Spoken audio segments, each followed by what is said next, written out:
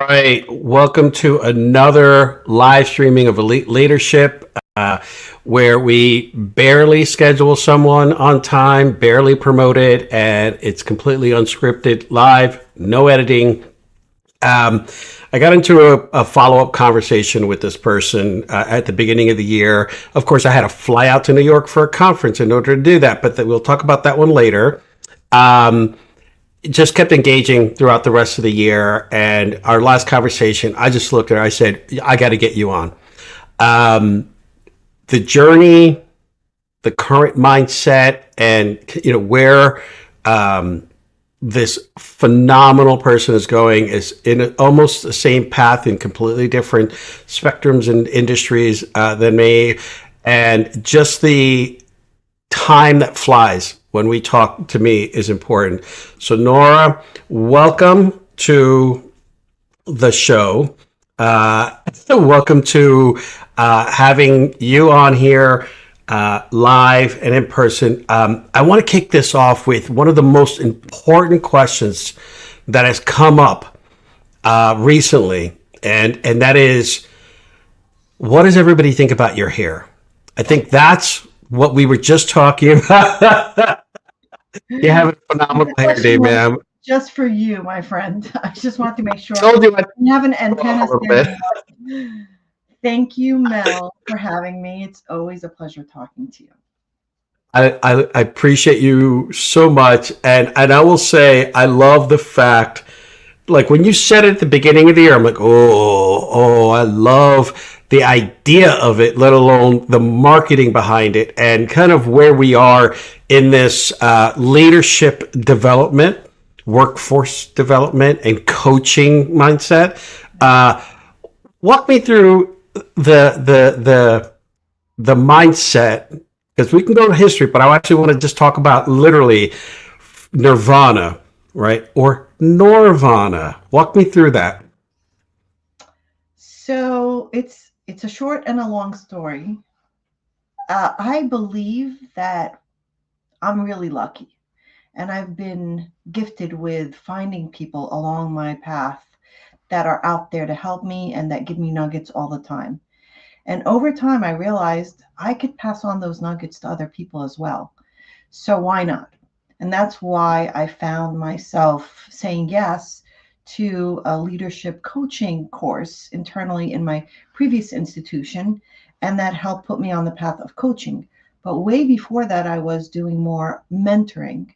So that became part of what I wanted to do with Nirvana is pay it forward, help as many people as possible, whether it's through a career pivot, some of their leadership journey, how to get to the next level within their current role in organization, or just tackle some basic things like conflict resolution, how to learn to present, how to be more authentic in their approach, and just showing up as who they are.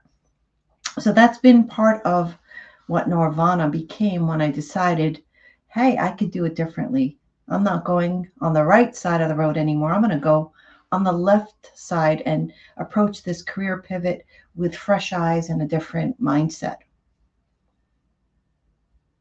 So I will have to call out probably one of the most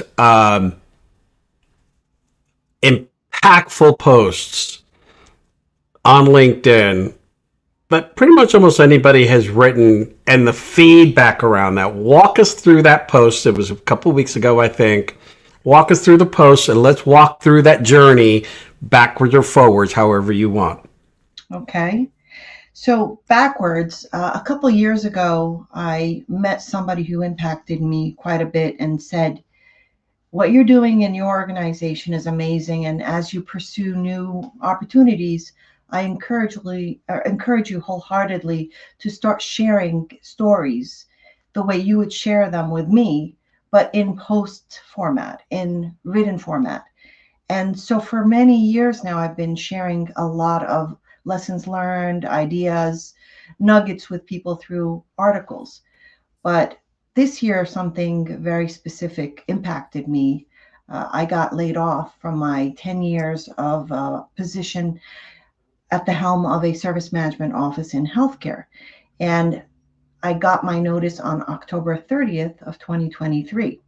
So fast forward a year later, it was October 30th, and I'm sitting there, and so much has happened. It's been a monumental year in my history, and Nirvana was born, and so many exciting things have happened. But I felt compelled to put this one to bed. I wanted to have the courage to speak about how this impacted me, because for so long I've told the story to individuals, but not everybody has had a chance to talk to me or hear from me. And a lot of people have gone through very similar experiences, but yet they haven't been finding the support or the words to express their emotions. So I sat there on my white couch, as I talked about this in the article, and in 1 hour, I just had one long stream of thought, and I put it in writing, just the emotions, everything I was going through, the thoughts, the heaviness of it, the healing journey that ensued, and the moment, the aha moment when I decided to do something differently. It came from the heart, but I needed to do this for closure for myself, because I do feel I've healed, and I feel that I'm stronger, and I'm more aware of the wealth of opportunity ahead of me, and all of the things that I can bring to the table. So I decided, let me do this and help other people, hopefully, who are struggling with this, know that there are opportunities, there's a support system, and that you could absolutely get through it and you could be better for it. So that was what inspired that article to come out the way it did. And oh my God, the amount of people that have commented publicly is minuscule compared to those who've actually reached out to me privately. It's probably tenfold. It's just been nonstop, constant pings, and people calling me and texting me and scheduling time to talk about it, because it turns out so many people have been in the same boat or going through it now or are experiencing the aftermath for somebody else in their family. But there's this shadow of shame that is surrounding people. And I think that's a big, big problem. We need to tackle that, and we need to give people support in ways that they can use it. A yes. Um, I remember a conversation at the beginning of the year, a couple of follow ups throughout the year. I started getting your newsletter, right? And we just talked about this before. I'm like, she's doing a newsletter, shit, right? And then I see you drop the hammer on the article, right? Real people dealing with real things and being open and vulnerable enough to say, this is the situation I found myself in. This is where I'm at now. And then to be able to resonate with so many people, the comments, the likes, the reshares, the reposts. So to me, that's so important. And that's why I was like, ma'am, I don't need you on this program, because we need to unravel all of this to figure out how you're going into your path to Nirvana, right? Nirvana, like, Yeah. right? And I think the thing that really brings close to heart is, one, I was like, oh, I'm like, could she have waited till after November 20th, because that was my date. That was that. I'm like, well, now I can't write an article because there's going to be it's going to be She a can. clone. I'll just clone the article, change a couple things, and Your literally run it through story, AI. your story is your story.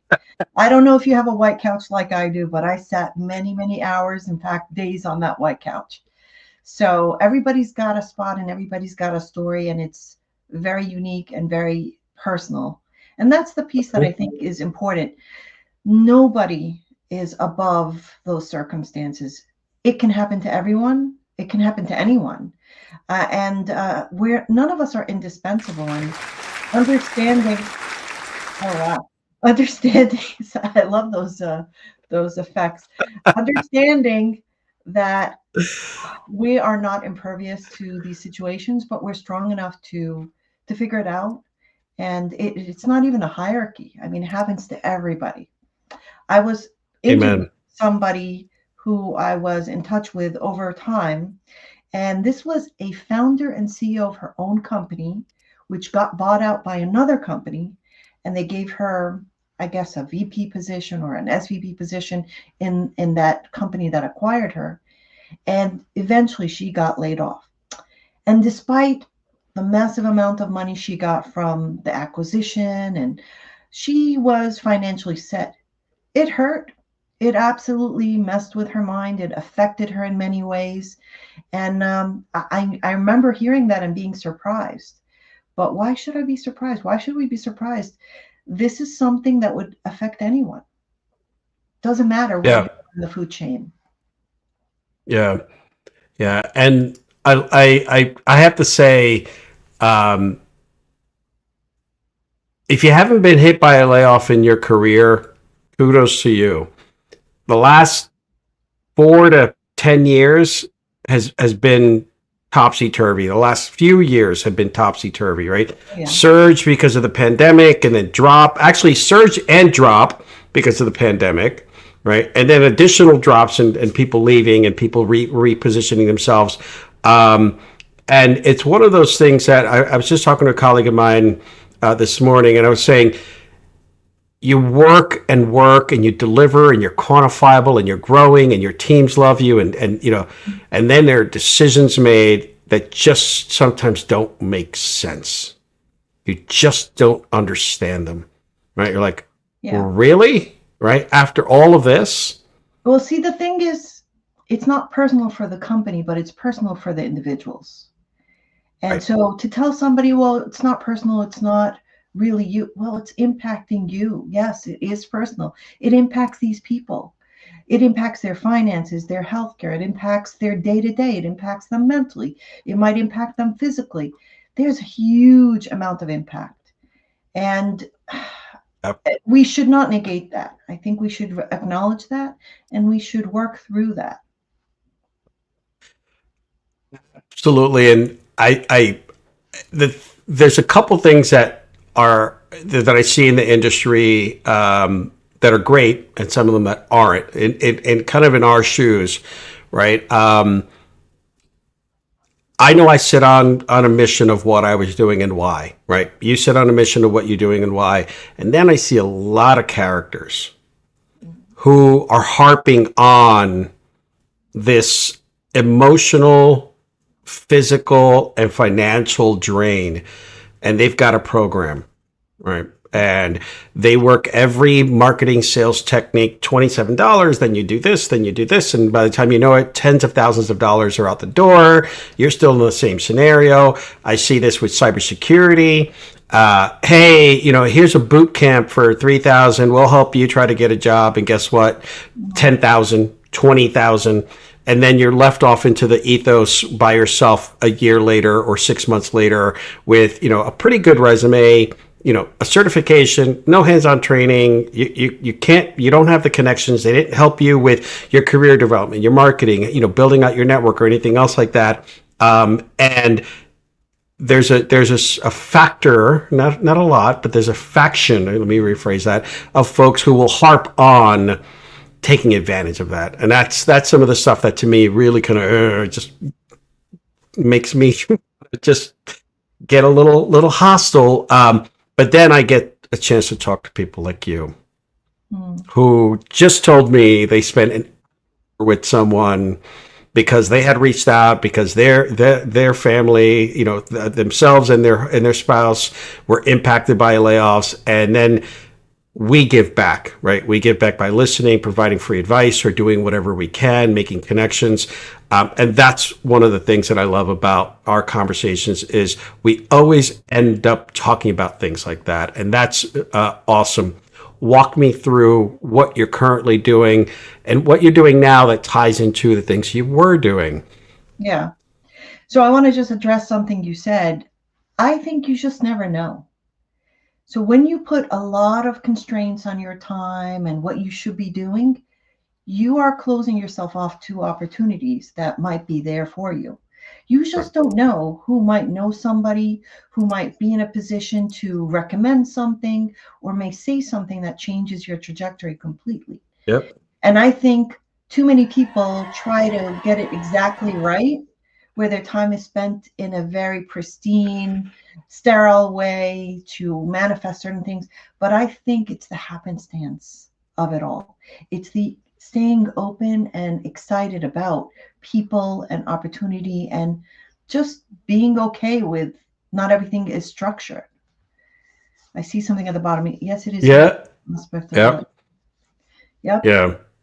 Yeah. So I didn't get the name, but it sounded like a Pat something. Yeah. Pat Patrick. Yes. Great colleague of mine. Yeah. So to get to what you were saying, I decided when I was sitting on my white couch and trying to figure out what my next thing is going to be, that I am at a fork in the road, and I don't need to necessarily do exactly what I was doing before, but in another place. I now have options. And that was so liberating. It was unshackling from the old mindset. That's the word. The shackles came off, and I said, I've never had that opportunity before. 30 years, back to back jobs, never taken time off, being really, really in tune to the mission of the company and dedicated to that. And this was the first time I stepped back and I said, ooh, maybe the road is not concrete and paved with all of these buildings and these corporations. Maybe there's a chance to go and pivot differently. And I've never had that chance before. So I had a chance to take stock of what I'm truly passionate about. And that's when I said, I love people. I love helping people. I love creating things, designing. I love solving problems. And that's what I've done all my life in different positions. It doesn't matter whether it was very technical or more managerial or leadership. The idea was solving problems with people for the greater good. So, regardless of what industry, and I wasn't married to an industry, I could do that anywhere. And that's when the aha moment came and the light bulb literally went off. And I said, so everybody wants their nirvana. Everybody wants to get to that ideal state, their Zen state. But where and how to get there and who's there and the path is going to differ. I don't know everybody else's path. All I know is my path, how I would deliver that nirvana state. And that's when I said, well, or maybe that's the name of my company. Maybe I'm going to do these creative design solutions to solve companies' problems, people problems, the process and technology pieces too. And Nirvana would be the mission, the journey, and the way that we do this. And so I decided really to take that stance to go on to the fork to the left and open an advisory services company.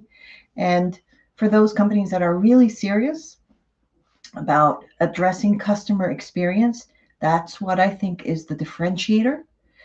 I'm there for them because every interaction with a customer, internal or external, is truly a moment of truth. And you're either a hero or you're a zero. I rarely find you in between, hero or zero, and you could swing back and forth in a second. And every day, we as customers, we experience that pendulum swing. But it's so hard to get it right all the time. You Yep. have to be very purposeful with what you do, how you listen, how you engage, how you chart the course, and you have a continuous process improvement mindset. And you celebrate the wins and you continue to go. But even with AI and all these transformations that are happening in every industry, I truly believe in my bones that customer experience is the differentiator. That's the secret sauce. That's the Right. North Star. It's the I North love Star, this. Nora Star this time, okay? You're gonna have to trademark that one too, the North Star, because I'm As always I talking about use, that North Star, yes, and I know. so I'm telling you, own that. Going on that, perfect segue. You've got a career, and I do want to go deep into kind of the things you've learned from the leadership path. So, but I wanted to bring this one up because I know this one was one of those points where where I told you I was going to randomly say shit. So you decide that to find your nirvana, you have to create to find your nirvana, you have to create nirvana and your Nora star. Hmm. Talk to me about the unrelenting support from your family on the name, the selection of the name. Did you see that? That was an eye roll. Oh my God. Um, I got a lot of head scratching and a lot of like, oh God, please don't. A lot of, oh my God, not again. Why do we have to have you pick something so corny and so weird? Can't you just go with a traditional name, an acronym, whatever? And I just had to defend my stance that this feels natural. It feels right. Yes, Yeah, I so I love did not that. listen to my family on this one. And I also didn't listen to them when they said, yeah, do this thing on the side, but continue to apply to jobs and take the job search seriously. I said I'm Right. only doing one thing. I'm all in or I'm all out. I can't do this dance. It's not going to work. There's only a plan A. I love that. I love that. I knew I could get you Yeah. get you riled up on that Yeah. one. Yeah, well, yeah, the eye rolls are now officially uh, on the internet. yes, they are. They You know what? unedited. I'll tell you something. I'm a very instinctual person. I really believe that if you follow your intuition, it's your best guide. So in my heart of hearts, I knew this was my path. All these things happen for a reason. I just had this intense feeling that I was meant to do something different. I'm not saying that this is going to be the greatest thing in the world, but for me, I have to try. And what's the worst that can happen? It doesn't work out. All right, so then I learned something from that. But I don't want to ever regret that I didn't try something that I should have, because you will at some point say, why didn't I do that? And what does that guy or that girl have that's different than me? And why can't I be the next great thing? Right? Like there's a whole lot of percussion going on over there. Understand. This is exactly how our conversations go. Like, I'm not putting on a show. Like, every time we talk, like, yes, oh my, you're absolutely right. And I love this because, and I've talked about this, I think, with you and others. It's like, listen, when we first start off, we learn something. We learn a trade, we learn a skill, and then we continue to learn, but we learn something. And then throughout our career, we put it into practice and we learn even more. We learn people dynamics, financial dynamics. We learn, kind of how to work the process and the system. And then when you come to a point, 2 decades in, 3 decades in, we kind of get it. It's we know what we learned, we know what we're passionate about, and our gut instincts keep working with us. So when you get to a point where you're jettisoned out and kicked out, and somebody says, yeah, thank you for your service, go find something else to do, then you can make a really, really hard decision based on those three factors. What do I know? What am I passionate about? What does my gut instinct tell me? I love this for you. You talked about unshackling. I talk about unshackling all the time. The mindset, right? Ignoring the voices that may be telling you to do something different, and then just excuse me. So you got me all gassed up now, right? But also really not having any regrets, right? Because you get that tattoo, no regrets, but it's misspelled regrets, like in the commercial, right? No regrets, right? It's like you go in and you're like, I'm gonna put the same level of energy that I would have to apply to 30, 40, 60, 100 jobs, and or update my LinkedIn for the best profile of a IT or senior leader into this. And more. Here's where Nirvana was more about transformation for me, because I've been doing it to transform other companies, being a change agent, taking them through that experience, that cultural transformation. I said, well, why not deliver that service to other companies that want to do the same thing, but perhaps they don't have access? They don't necessarily have the whole team. They don't have the leader that does that. And so they're stuck in their cocoon in a way. And that's where the image of the caterpillar to butterfly went. If people only knew their potential, that it's all there, and they wouldn't be crawling their whole life. They would know that they just have to fine tune and sharpen their skills, and the sky's the limit, literally, right? And that's why when I went Amen. to design Nirvana, two images came to mind: the light bulb, which is the ideas, the inspiration. But then, if you notice on my logo, you don't have my backdrop anymore, but on my logo, there's actually a butterfly on the A, right? So that's the idea of let's go places where you've transformed, you've come out of your shell, you've really, really gone to uncharted territory. And I put myself on that platform as well. I said, I've been in a confined mode, growing but in very small increments because I'm curtailed by the job description. Well, guess what? Job descriptions are guides for what a company needs from you, but that does not mean you're not defined solely by the skills within your job description. I found that for me, that was only 20% of my skill. So, what about the 80% of my skill and the opportunities to leverage that and to do things within my skill set? Wow, imagine when you finally decide, I got all these things that I know I could do, and now I Right. can do them because you just don't know which company or which partner will tease that out of you, and you just pull it right out of your portfolio. So I think Yep. that's the transformation that I feel I'm going through, and or at least I'm definitely on that path. And it's a growth mindset and it's an infinite mindset.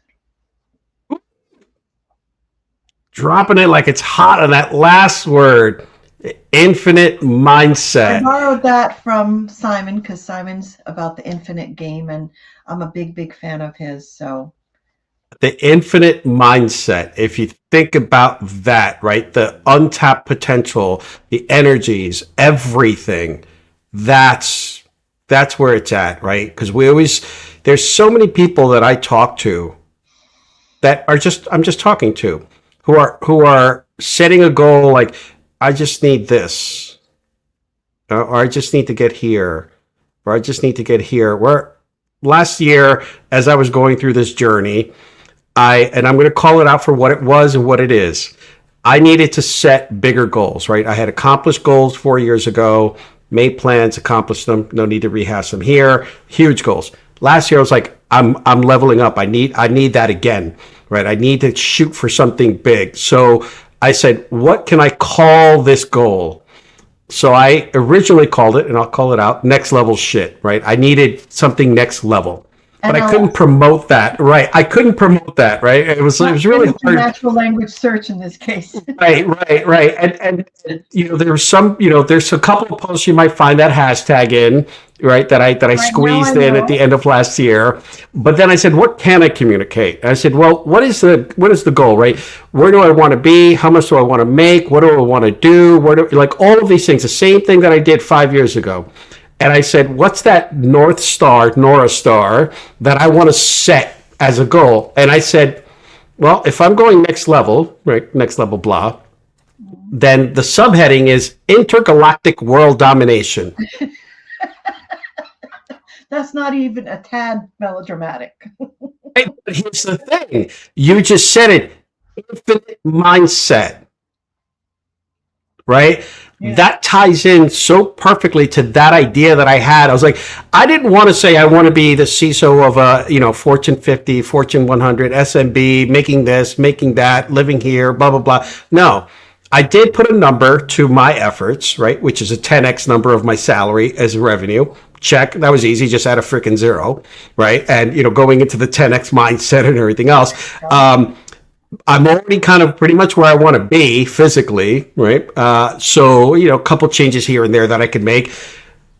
The only other thing is, what is that North Star, right? That North Star to me is intergalactic world domination means I want to shoot for as high as I can shoot, and wherever I land is where I land, and I keep shooting for higher, and I keep shooting for higher until I meet the aliens that'll help me, that I can coach them through how to have me as their ambassador so that we can go intergalactically dominate the world, right? With positivity and karma and energy, right? Not with annihilation, I which did is what not most know people that the assume. North Star analogy was going to have us shooting off and meeting aliens and different Just galaxies. saying, like when you're looking at a North Star, you don't know what galaxy that's in, right?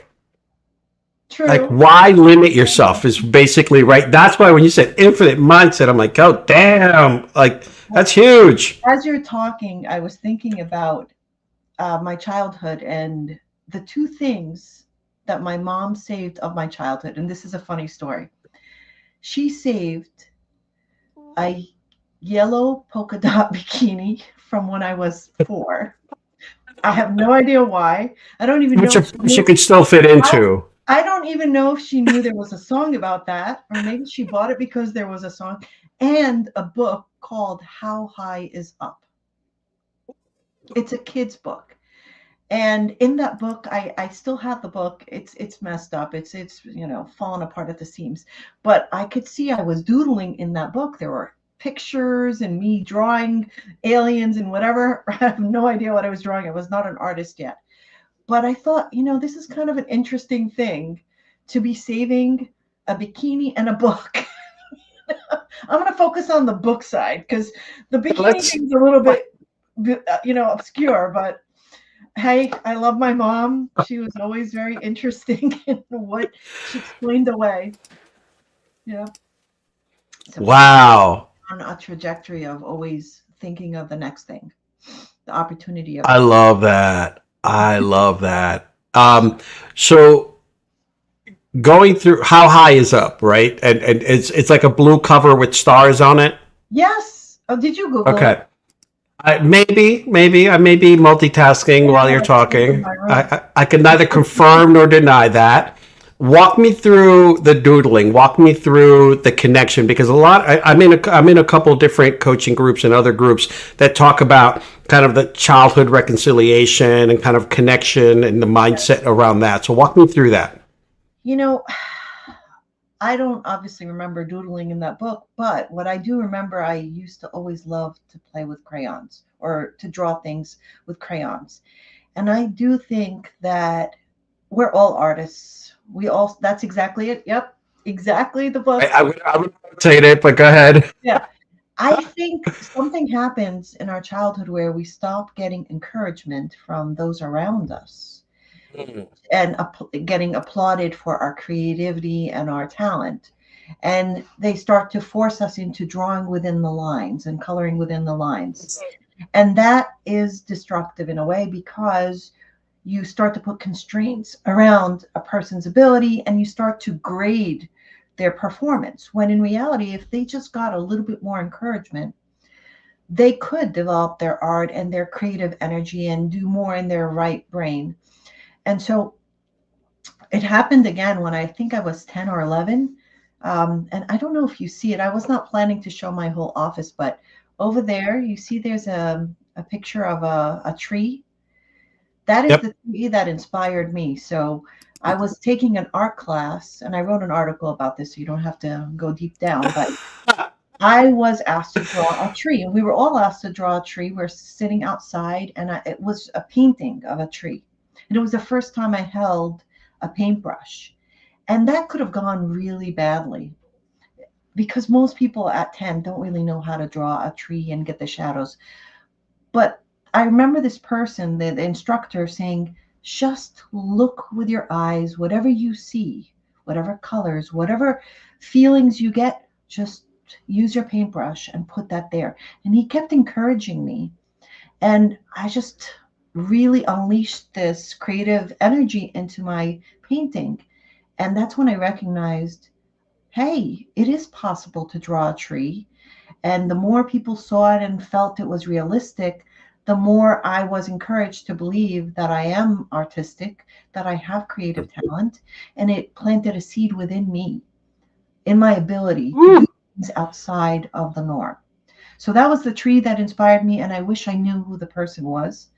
They're probably, I don't know if they're around or not, but definitely older than I am. But it's how those moments where you can inspire somebody and it totally changes their trajectory in life. And I was listening to Simon Sinek this morning, the Optimist podcast that he has. That's my Tuesday podcast to listen. And he interviewed somebody, and this individual was talking about how a person in their childhood inspired them. And it's often a teacher that said something or did something or put an arm around us that really, really, really help us move in a different direction. And we remember those people there. We remember their faces, their names, the moment that it happened. They Right. may not know how much they impact us, but we, even as leaders, we have the potential to impact lives and leave a legacy way beyond what we think we are with products and technology and deliverables. It's way bigger than that. Those things I are love rounding that. errors compared to what we do in touching people's lives and pulling on heartstrings. There's the book, guys. I'm gonna leave this up while we're talking because it so resonates with it resonates with so many things that you're saying, but also the legacy component, right? I remember a few years ago finishing a major goal, going and celebrating, taking a picture, and then I was like, "How could I use this?" And it was one of those posts that I had put out there. I was like, "It's not about these individual accomplishments. It's not about how much money or where I lived. It was like, what do I want to be remembered for?" That was one. The reason I'm really highlighting this book, one, it's got the stars, right? You talk about Nora Star, North Star, right? So to me, there's a beautiful connection to your youth that you may not even have known that was drilled in there about shooting for the stars, right? And then the title, How High Is Up? Hot damn, right? Like how high is up for me is intergalactic. Right? And We it's just talked about that. the yellow moon too, right? So the whole yellow Right. thing, the excitement and the energy of it. But can you explain the yellow bikini? Because that I can't, can't figure out. That's going to be a whole other segment here on decision making. That'll be something different, right? But here's the thing that I also want to, because you said this, and again, literally just had this conversation yesterday. Um, where do we go when we're that 4, 5, 6 year old kid, which is that's where those are the defining years of your hard line, baseline limiting beliefs, the roads that you have to, that you have to follow, the rules you have to follow.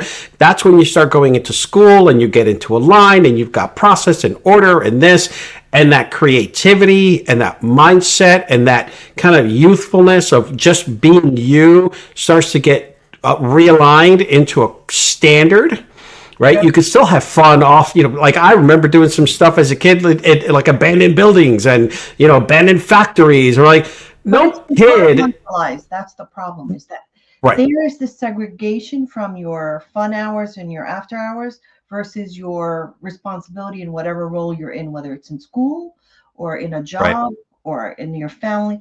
It is just so different when it really needs to be blended in. You need to be you all the time. There is not two versions of you. There shouldn't be three versions of you. God help us. There's only one version of me. It's the same one you're going to get wherever I am. And The when world you're can't with handle two versions of us. That just be talk about intergalactic. I know, right? Exactly. I love that. I love that. And I've gone through in the last many years that kind of reconnection with the youthful component of the why, like specific scenarios and kind of reconnecting. The exercise as part of one of the groups that I have to do is to actually look at one of your childhood photos and visualize what that kid was thinking to where you are now, and how do you reconnect with that mindset, that innocence, that learning, that just desire to explore the world and figure things out. What happens? The demands and the pressures and everything fall on us, and we lose that youthfulness, that innocence. It's also the human factor. So when you think about any setting you're in and you don't have to perform, you don't have to do a job. What happens is you become a human, or you bring the humanity aspect to the table. And you could see it in exercises when you do these icebreakers with two lies and a truth, two truths and a lie, I think, or woulda, coulda, shoulda. There are different ways that people can envision what the world could be like, and you get to know people on a human level, on a personal level. And I think we need to do that all the time, not just as icebreakers. We have to level the playing field and get to know the whole person and have them come into a very safe zone. And that is who they are all the time. You can't just be when they feel like, okay, they're home in their comfort zone. It's got to be all the time and everywhere. I hope everybody can hear the crowd clapping. I'm trying to find a soundbite that says "Amen." Just I was looking for that one too, and I couldn't find one. But honestly, you couldn't have said it any better. So I'm just gonna add the nuttiness of what I say as well. When we get to a certain point, we know how to analyze things immediately, and then develop them into a layer of trust and develop them into a layer of vulnerability. How much do I want to share? How much do I want to involve this person in my life, this group, this institution? And one of the things you see it here in this interview, right? This is how I show up, right? Like this is how I have to show up. Want to know why? Code switching and context switching are both exhausting. Oh yeah. Right. So if you're in a bit of a lie, and if you have to tell lies all the time, guess what? You're going to get caught because you're not going to remember all the lies you told. Ooh. So truth is the best way, because at least you're going to get it right. And you're going to show up authentically, and people really appreciate getting to know you. They may not like you, but at least they know who you are. And at least the version of you that they like or dislike, it's the real version. There's no mistake. Amen. A lot of people have seen some of the nuttiness that I do or what I wear, right, in conferences or whatever.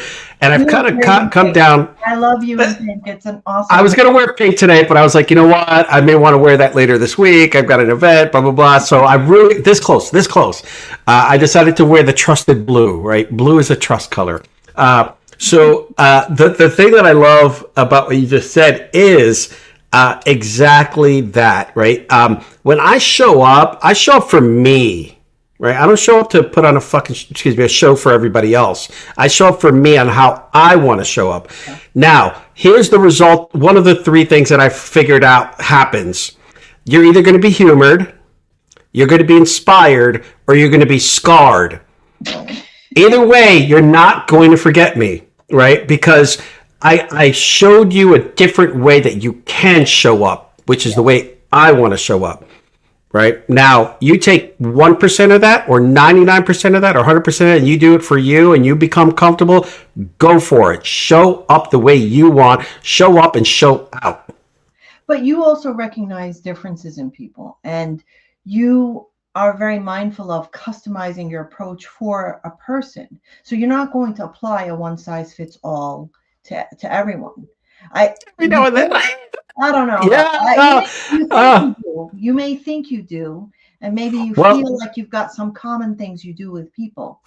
Absolutely common things. I will tell you, you're right. I do try to find that when it's a new person, I try to figure out where they're at. Yeah. But the second they cross over one of those very small borders where I'm like, you need to stop. I'm like, I need to get you out of your headspace. I'm like, nope. Or I'm like, wait, what? Like, I'll call people out, right? And for me right now is time is of the essence.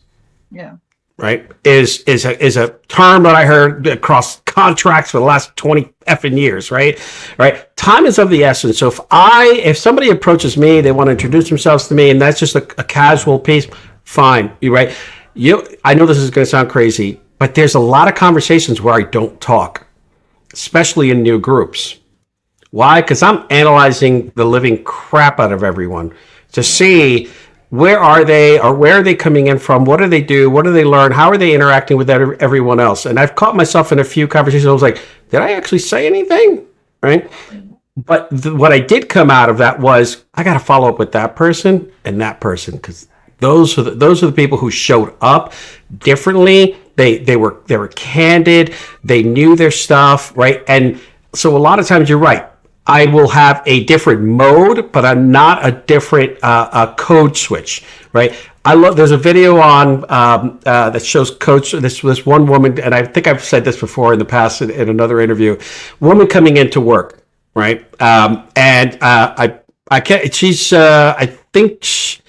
I don't know what her nationality is, but she's either Hispanic or black, right? And she comes in, and the first person she meets, she's like, "Hey, what's going on?" Blah blah blah blah blah. Next person will be like, "Hey, puppy, how you doing?" And then the next person, she's like, "Hi, how are you?" "Yes, I went hiking this weekend."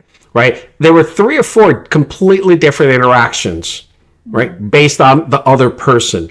That's exhausting to me. You know how I greet everybody? Hey, what's going on? Hug, this, that, the other. Next person, hug, this, that, the other. The other person doesn't hug, fist bump, fine, right? But to me, it's like it's the same greeting.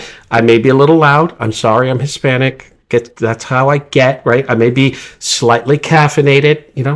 I may speak fast. I may be, I may not always be at the right tone. But if I'm walking into church or into temple, yeah, I'm gonna behave because of respect for everybody else. I'm not gonna start doing cartwheels, down the aisle and start, doing a dance. But the code switching is what really is for me one of those things that I found, and the thing is that I remember going back and using so much energy to reword and rephrase and reparaphrase what I wanted to say. You'll be trapped.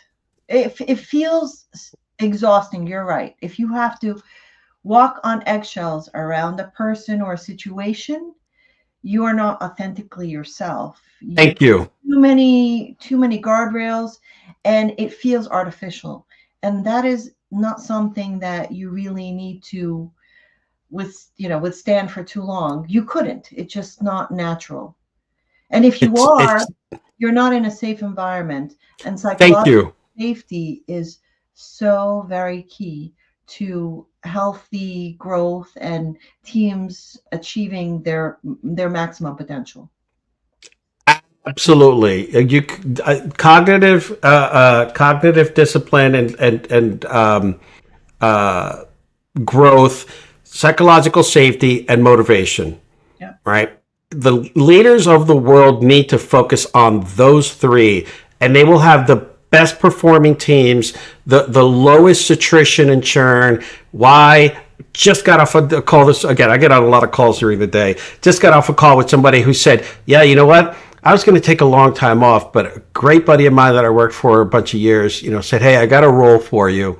And then he's like, "Listen, I'm not looking for a role. I've got a 3-week vacation plan because it's the first time I'm taking a vacation in like 10 years. So I'm not going to be able to start." You know what his new boss said? "That's okay. Take your time off. We want to hire you anyway." Right? So he got paid to immediately go on vacation. Right? And he found a leader that was like, "No, that's not, you're a leader that enabled, empowered." And you know what he said to me? Now, this is a grown ass man. He said to me, he's like, "This guy has my loyalty for the rest of how long he wants." See how strategic that leader was. They were not penny wise and pound foolish or dollar foolish. Right. They were very, very smart, recognizing, hey, I'm going to invest in this person. Right. I'm going to give them what they need. I know them. Right. Very, very excited, engaged, and grateful. And why not start with that platform of gratitude? Right. And respect. See, nobody talks about respect, but I really care about the RESPT aspect, because that's what's missing in a lot of companies. It's directional respect. It seems like the expectation is respect is upward from the lower levels to the higher levels. Oh, no, it isn't. It's bi-directional. And it means you understand value propositions of people, and you don't trespass on their boundaries, and you're not eradicating their existence and just using them for what you need. There's so much more to that. That's crazy. When you respect people, you get tenfold the value out of their contributions. It really is that simple. You're silly. You mean like 4 or 5 years ago when I started to say, why are there so many books coming out on EQ and emotional intelligence? I'm like, don't you care about the people that work with you and for you? Don't you care about their livelihood, their visions, their growth, or anything else? That right there, what you just encapsulated, is that RESPCT is respect, right? Respect for that person, who they are. And we started the whole conversation. It's about people and the person and everything else when you threw it down, right? If you don't care about the person's not going to care about you, your mission, your vision, or anything else. They're going to care about a paycheck. Am I sustainable? Am I going to hit my bonus? What are the minimum things that I need to do to hit my bonus? Right? But if you care about the person and their growth, they're going to give you reasons to give them more money. Exactly. Right? But that's where you take now people that are just clocking in and out, steady eddies, as they call them, and they give you a flat line of performance. It's the same thing every day. You never get those extra zeros in their performance. They're not giving you their very best. And you could take that zero to hero situation by really motivating people, by giving them the respect, by giving them the time, by believing in people, by removing the shackles and allowing creativity. There's just so much more to it. And I think just too many organizations don't invest in that.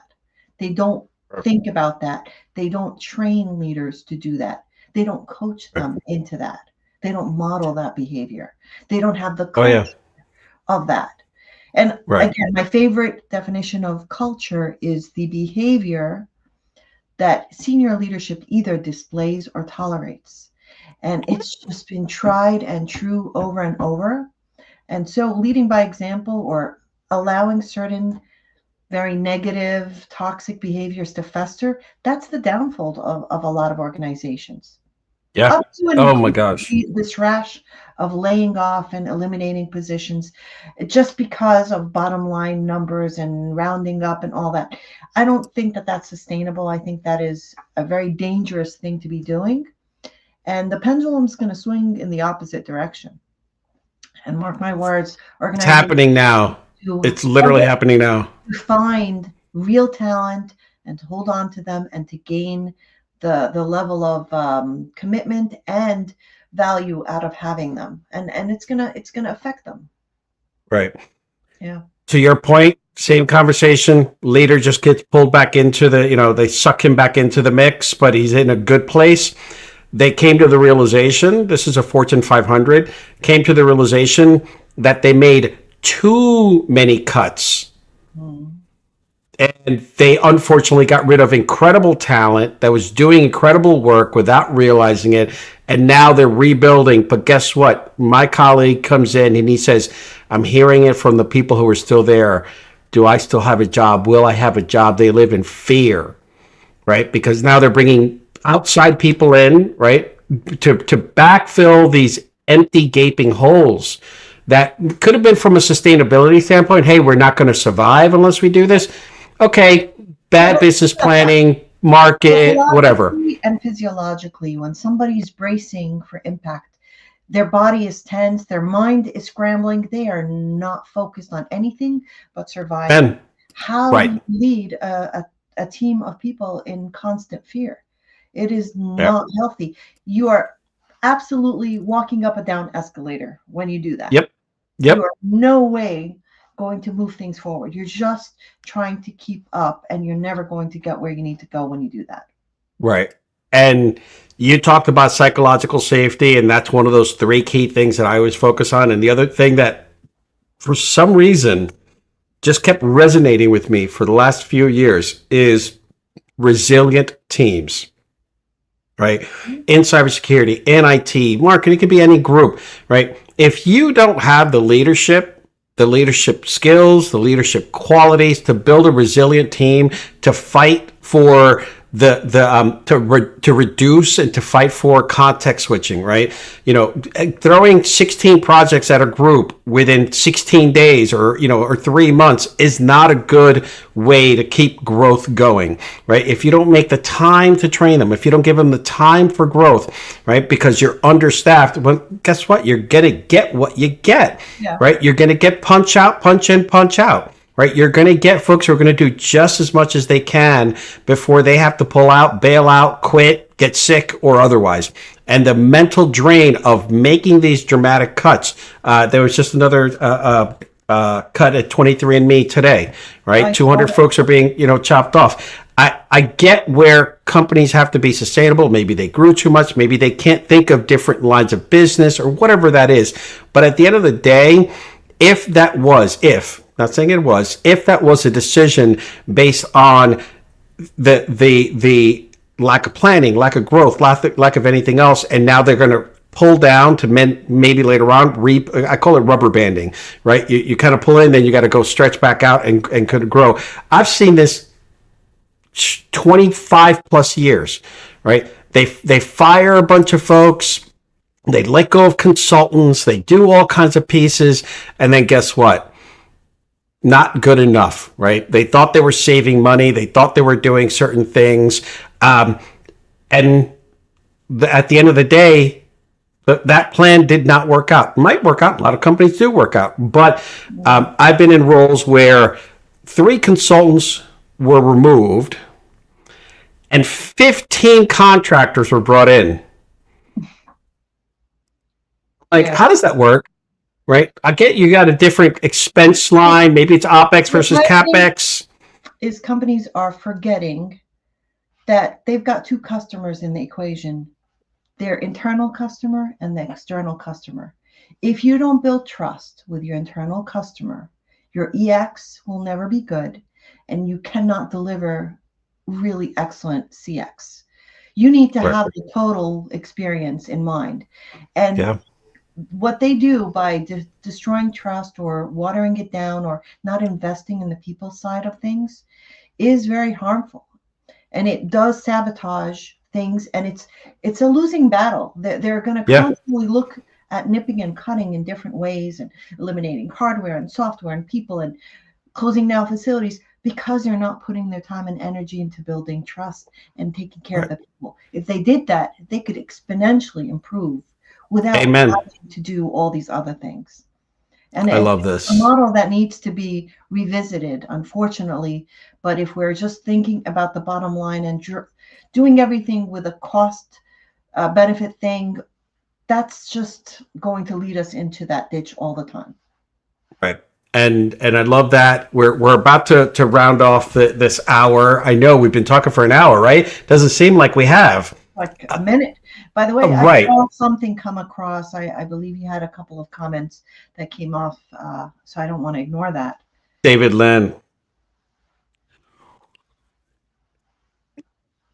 And you know, David and I have had conversations on a few different fronts, and I think the leadership piece, kind of his journey, your journey, my journey, the leadership piece, right? The EQ component. I just call it caring. I care for my team, right? And that's what blew my mind. I'm like, wait, you got to read a book and take a course on this shit, but You that's know a whole other something? story. You're spot on. It is caring. I called it compassion when I coined the ABCs of leadership earlier this year in an article. And I said A is authenticity. You have to lead with that. B is boldness. You have to have the courage to do things that are hard and that are outside of your comfort zone. But the C is definitely compassion.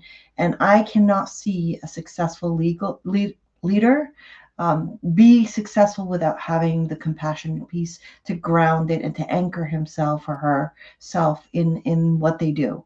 So absolutely, it is about caring. It's about compassion. It's about empathy. That is by far the most important thing in this space. Love this. We are at the top of the hour. I showed this before, but you could find Nora and her Nora Star and her Noravana at her website. By the way, thank you for giving me the idea of recommending books.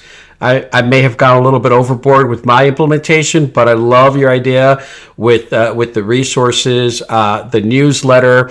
At some point, we're going to follow up on the zero to hero piece because something tells me that's going to be like your book, right? Oh, But for sure. For yeah. sure. I'm actually So, going to any be closing speaking. words? I'll be speaking on that topic actually to a conference in December. Listen, everybody's on a journey. And I think you have to stop and really, really dig deep and all the way to what feels right, what you are excited about, what makes you want to jump out of bed. And don't try to put yourself into this cookie cutter formula because it's easy. Just because it may seem easy doesn't mean it's going to be fulfilling. And you might be leaving so much on the table. And when Yeah. you fast forward to your last days, you may find yourself regretting or not having had the happiness that you could have had. So the path that is not necessarily the most concrete and easy path could also be a very fulfilling path. It's worth exploring and invest in yourself, and don't always think that it has to be a certain formula. You are in charge of that formula. You and every Whew. is going to be different for every person. Man, with that said, and closing out with you miss every shot you don't take. So go for it, take it, be audacious, be just go for it. Thank you so much for joining us today. Thank you, I Helen. am so glad this is now archived and memorialized live, no edits. Thank you. Thank you, everyone who showed up. You see, you know where to get a hold of Nora. She's on LinkedIn. She's got her newsletter. She's got incredible, wonderful things that she's working on, speaking engagements. So catch her on the road. Yep. And if Coaching, coaching, you need coaching. extra help in a career pivot or to fine tune some of the skills, I am ready and waiting and willing and happy to participate. You're also a management advisor, right? So you do a lot of advisory work to make sure that companies in whole are doing these things. So thank you again. Thank We're you. going to end this stream. I just go right and I just cut it right at the end. So stay blessed, and I will talk to you soon. Stay on. We'll talk after the streaming because I think there's more we need to say. Sounds good. Thank Thank you. you, everyone.